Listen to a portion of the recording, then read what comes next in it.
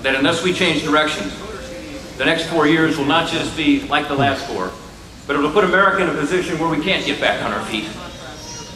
And I believe in Mitt Romney, we happen to have the man who fits the moment. He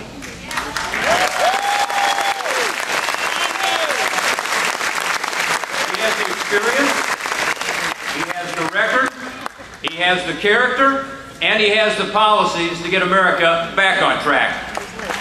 Now, he's been successful in everything that he's done. You think about it. This is a guy who took over the Olympics at a time it was mired in scandal and debt.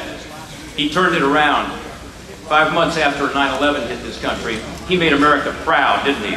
With an Olympics we could be proud of. As a business person, he was a turnaround expert. He turned around businesses all over the country. In fact, he gained over 100,000 jobs for America in his career in business. As governor of the state of Massachusetts, he came in when they had a $3 billion deficit. He turned it around, and when he left, after balancing the budget 4 years, after cutting taxes 19 times, they actually had a surplus in a rainy day fund of $2 billion. Isn't that what we need in Washington, D.C. today? Ladies and gentlemen, I ask you to give a warm Licking County welcome to the next President of the United States.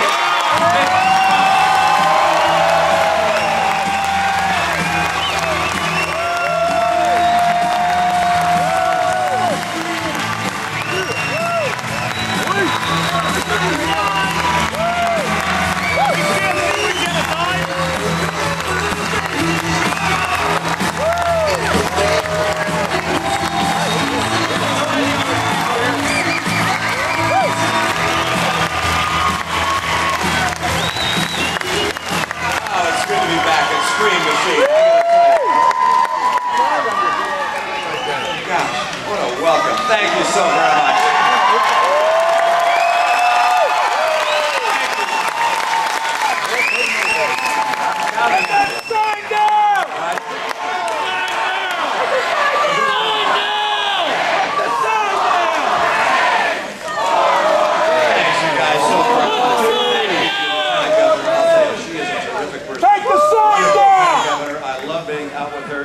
Introduces me time and again. She's tirelessly. And also, I've got to tell you, Pat T-Bury, thank you for his leadership and helping bring you all here today. Senator Portman, who you just heard from, a great friend. You know, he was playing Barack Obama in our debate preparation, and he was tough. I'm glad I didn't have to debate him on TV. I got to tell you, quite a guy. You got a terrific senator, and I appreciate his help. And Auditor Dave Yost is here somewhere. Where's Dave here? I know he's around somewhere. Take that sign down! He's been my chairman in the state. He was very hardworking from the very beginning when not many people were behind me, and now a lot more are behind me. So I thank you. And I want to thank for their commitment to Ohio, their work here, for the people they employ here, and for their commitment to America. Thank you, Steve. Thank you for your help. Go get it. Now, I have heard you chanting out here 4 more days, and you are right. There's not much time left before people will be making the decision as to which way the country's going to head. I think a lot of people made their mind up a long time ago who they were going to support. But there are some folks who are getting ready to put aside the demands of daily living and ask themselves what's best for them, what's best for their families, what's best for America. And as they go through that process, what I hope they'll do is put aside all the speeches and put aside the ads and put aside the attacks and really focus on the record. Because as you know, talk is cheap, but a record of accomplishment and achievement, that is something which happens with effort. That's something you can't fake. And so I'd like the people across the country to give this election some real consideration to decide who can actually get America strong again. I know how to do it, and that's why I believe on November 6th you're going to give me the nod, and I'll become the next president.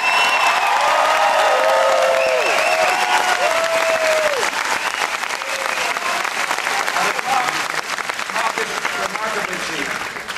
4 years ago, then candidate Obama promised us so very much, but he has fallen so far short of what he promised. as Senator Portman just said, he promised that he'd have a post-partisan presidency. But it's been the most partisan I've seen, with divisiveness and bitterness and division and demonization, hallmarks of his presidency. He said he'd focus on creating jobs, but instead he focused on creating Obamacare, which killed jobs. He said he would cut the deficit in half. Instead, it's double what it was. He said he'd get unemployment by now down to 5.2%, and we learned today it ticked up to 7.9%. That's 9 million jobs short. Those are real Americans. Can't find work. 23 million in all can't find work, or can't find work that's up to their needs, only find part-time work. This is a critical time. The president was a president who took office with the economy as the #1 challenge, and you know, he's got higher unemployment today than when he took office. Think of that. The President of the United States presides over a nation under his leadership where unemployment is higher than the day he took office. And then, of course, he said he was going to save Social Security and Medicare because they were headed to insolvency. What's happened instead? He made no effort to save either one. In fact, he took $716 billion from Medicare to pay for Obamacare. And then he said he was going to lower the cost of your health insurance by $2,500 a family by now. He said it's gone up by $3,000 a family. And gasoline prices, they're also up by $2,000 a family. And then, of course, he said he was going to work across the aisle on the most important issues that America faces. The last time the president met with either the Republican leader of the House or the Republican leader of the Senate to talk about jobs or the economy or the deficit was in July. All right? So this is a president who has promised a lot of things, but his record is very different than the promises. Instead of building the bridges that we needed in America, he built a broader and broader divide. And I have a very different approach. I recognize that this president is, again, making new promises. And these are promises he can't keep, just like the last ones, because he says he's going to keep us on the same path we're on. And one thing we know is if we stay on this same path, 16 trillion in debt will become 20 trillion in debt. We know that high unemployment today will be high unemployment over the next 4 years. We recognize that take-home pay will continue to decline. We'll see stagnant wage growth. We know that he will devastate the military. His Secretary of Defense said, in fact, the $1 trillion in cuts to the military, those $1 trillion in cuts would devastate our military. Unless we change course, by the way, we may be looking at another recession down the road. So the question for this election, in my view, is this. You want to stay on the same course we're on, or do you want real change? Because we represent real change.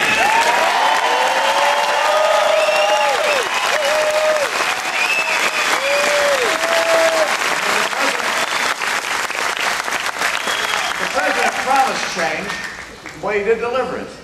And I'm promising change, and I have a record of achieving it.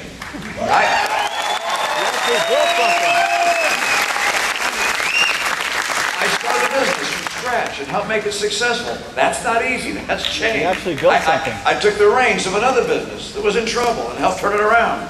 That's real change. Went to the Olympics that were in trouble and helped get them back on track. That's real change. Then I went to Massachusetts as the governor of my state, and there's a man from Massachusetts. I appreciate it.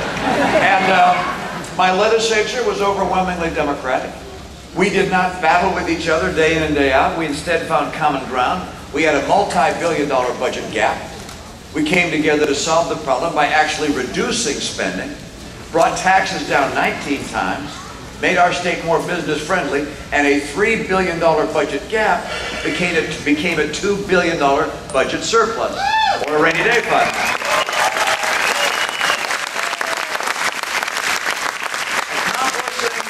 Change is not just something I talk about. It is something I have actually done.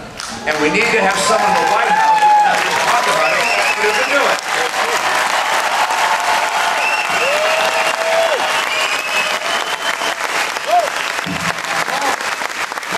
I plan on putting in place real change from day one. And across America, you know, people have been talking about our 5-point plan. We're going to make sure, number one, we take full advantage of our energy resources in this country, our coal, our oil, our gas, our nuclear, our renewables.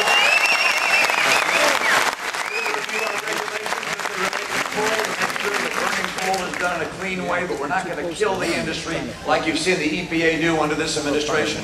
We're going to double the number of permits ultimately on federal lands and federal waters for drilling, for oil, and gas. On day one, we're going to take steps to get that pipeline from Canada built and brought oil to that state.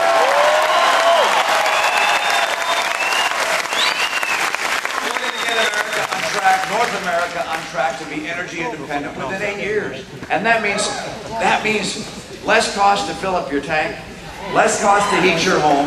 It also means a business like this. My guess is the folks here use a bit of energy. All right? If you're going to be cutting steel like that and bending it, it takes a lot of energy. And so manufacturing cares very deeply about what the cost of energy is going to be. If we take full advantage of our natural gas and our coal and oil, renewables and nuclear, we're going to have low-cost energy. That's going to bring more manufacturing back. It's going to make this company do even better. And I appreciate the fact that energy is so key to our nation, and that's why one of the first things we'll do on day one is get America on track to energy security.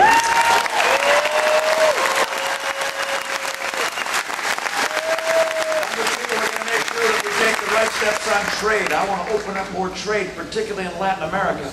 And when nations cheat, and unfortunately over the years China has not played fairly by the rules, we're going to make sure we stop that and make sure trade works for America. Number three, we're going to make sure training programs are ideal for the people who need training for the jobs of the day. And we've got to fix our schools and make our schools globally competitive. Number four, we're going to do something politicians have spoken about and they have never done, and that is we are finally going to cut federal spending and finally going to...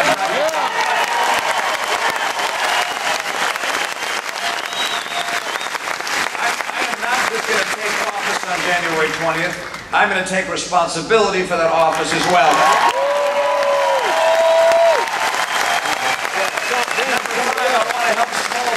I want small business to grow and thrive and add more jobs.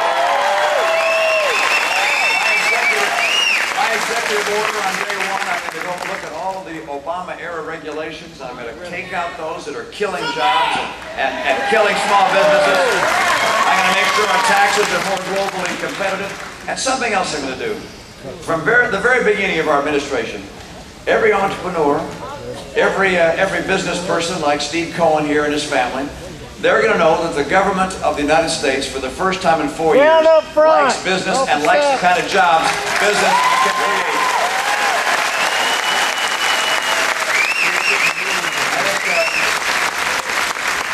I think we've almost forgotten what a real recovery can look like. I think we've almost forgotten what Americans can achieve if we limit government instead of limiting the dreams of the American people. And I believe in government. The people of America can choose what kind of a nation we're going to have. They have all the information they need. I think this group here has chosen, is my impression. But there are a few folks that have not. And so I want them to think about how they make this choice, because they have the information they need. This you know. If the president were to be reelected, he will not be able to work with Congress. Don't care what he says right now. We have 4 years of record to look at.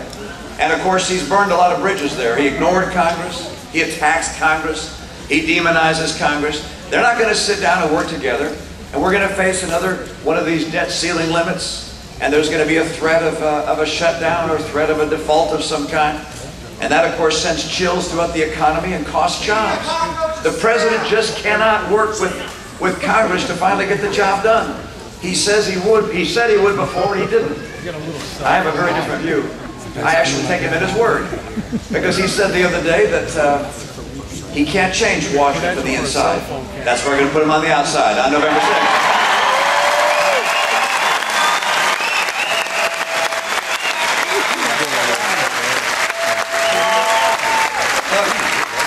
If I'm elected, when I'm elected president,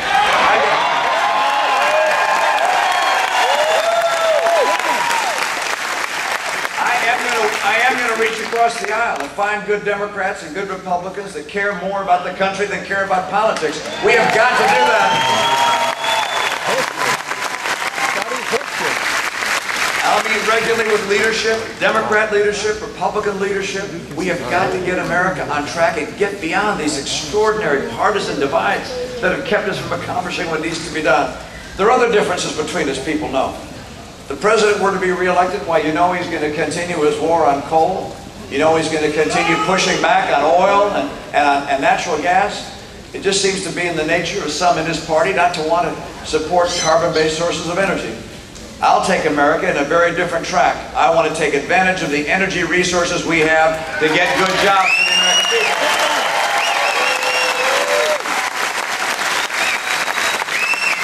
If the president's re-elected, I think you'll understand he will continue to promote government and he'll demote business. I actually like business. You know about the president's approach because we've seen it now. I mean, he put together a jobs council. These were people he picked from industries around the country, brought them in to give them advice as to how to create jobs. Do you know how long it's been since he met with the Jobs Council? 9 months. Can you imagine that? 9 months. Let me tell you. Well, first of all, I like business, and I'm going to have a lot of people offering advice, but I know a good deal about it myself to begin with, and that'll help the president. And I want to help. I was yesterday in Richmond, Virginia, and met a woman there named Rhoda Elliott. Rhoda has been running her family business, Bill's Barbecue. I think she said it had as many as 12 restaurants at one point, 200 employees. It's gotten smaller and smaller. When I was with her yesterday, she said we're closing down for good. After 82 years, was it 62 or 82? Well, one of the two. After 62 or 82 years in business, she's closing down. And she said she's doing it because of the regulation, the taxes, Obamacare, and the Obama economy. And there are hundreds of thousands of her like her out there. I want to help them, and I will help them, and I'll help Rhoda as well.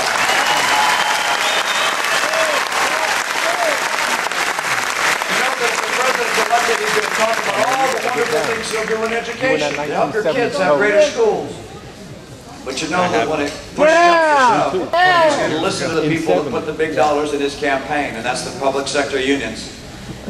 When I'm president, I'm going to help the people who don't have a union to help them, the parents and the kids, and make sure they have a voice. We finally have a chance to see which schools are succeeding and failing and give kids a choice of the school they want to go to. I will not represent one party. I will represent one nation. This is... Now you saw the difference between Barack Obama and myself in our debates. I enjoyed those debates, by the way. The president says that, you know, it has to be this way. I say it has to change. He says that he's got excuses for us. I say, in fact, no, I've got a plan for us. He says that we need to settle for where we are with this high unemployment and high debt and low wage growth. I say this, Americans don't settle. We aspire, we dream, we work hard, and we achieve.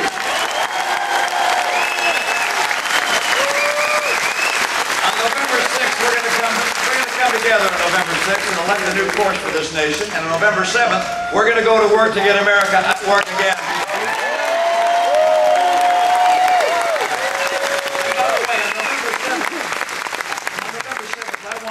Reach across the street to your neighbor who has that other sign in their yard. And I promise to also reach across the aisle in Washington to people who've been working for the other party. We have got to bring America together so we can build on the greatness of the American spirit and take us to a better place. I'll do it. And you've got to do it too. But the door to our future is wide open. America's future can be greater than our past. We have a people of extraordinary character, innovative spirit, passion, and patriotism. If we have leadership that will draw on the greatness of the American people, leadership that knows what it takes to rekindle an economy, leadership that cares about our kids and the next generation, leadership that's committed to a military second to none, then America's going to remain the great hope of the earth. I've had the chance across my lifetime to see great people, to see the great qualities of the human spirit in the American heart. I'm always moved when I see someone who has served our nation in our military, particularly when that person served all the way back in the Second World War, like this gentleman right here. Thank you, sir.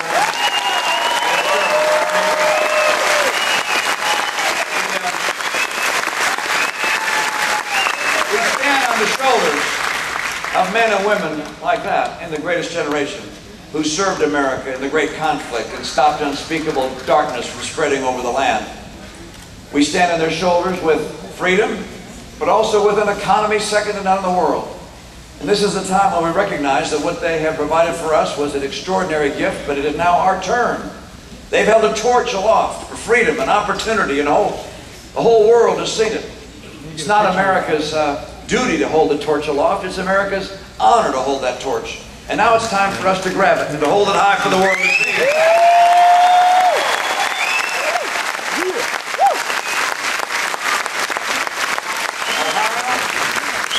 You're probably going to decide the next president of the United States. And the question for you and for people across Ohio, when you see your neighbors tonight, or whenever you see them next, make sure and ask them, do you want 4 more years like the last 4 years? Do you want to stay on the same path we're on? Do you want to see continued decline in wages? Do you want to see health insurance costs go up and up and up? Is that what you want to see? They have to understand that they know, by virtue of what they've seen for the last 4 years, what the next 4 years will be like under President Obama. We have a better way. We will bring real change to America and help Americans have a bright and prosperous future. We've got to do it. I'm counting on you.